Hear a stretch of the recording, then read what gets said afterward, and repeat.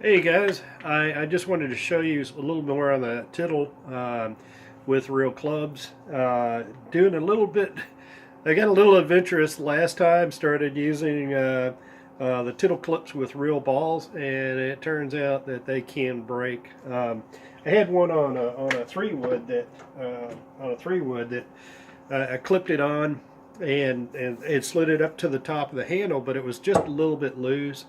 And I thought, well, I could swing it. So I hit this real ball, just whack, and that clip slipped, just flew down to the end as soon as it hit the ball, because of the centripetal force. And it came down there and just hit the end of the club. Then it hit the ball. The chip went flying because of the momentum of the club, and the chip broke. I mean, what can I say? So it's I guess that. As nice as those clips looked, you still need to have them, fastened nicely to the club. Couple of things that I did find though is that the clips do have different size diameters for different size shafts. The PT happens to be the smallest and narrowest. I'm guessing they assume that a putter is going to have a very narrow shaft. On the driver, it has the largest diameter. So anyway, what I wanted to show you was my solution for the broken clip, or how to use real clubs. And this will work with real balls if you really want to do that. But what I have found now is that the physics is actually wrong on this chip for real balls.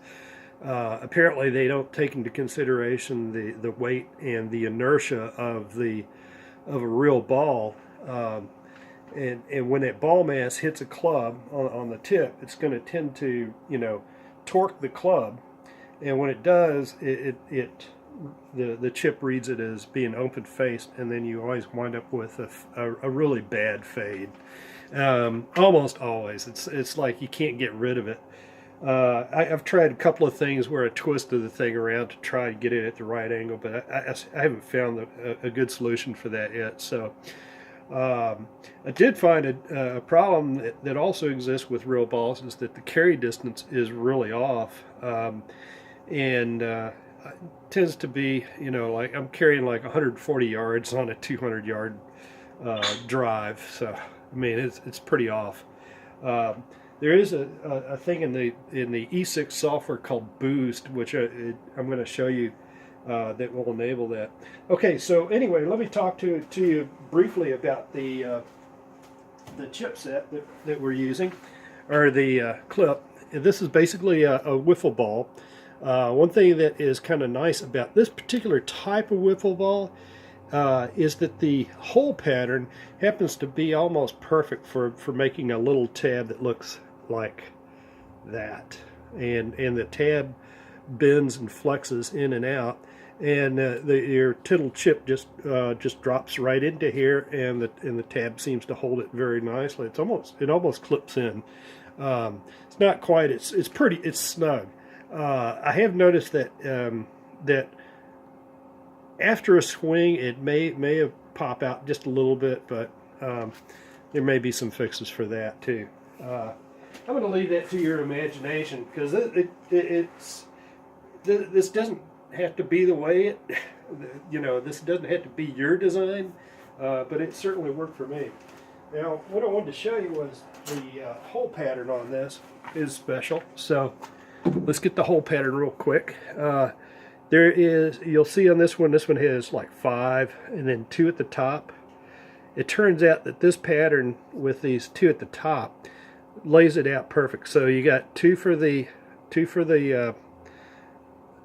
wire. I mean, it does have an orientation, so there's a top and bottom to this when you're making it. So if you rotate it one hole, things will be off. Let me put it that way. Anyway, because of these 2 holes, you can put a clip here, a slice here, a slice there. That creates an opening, and then another couple of slices down to that second hole, and then that'll create the clip. So anyway, I'll show you that real quick.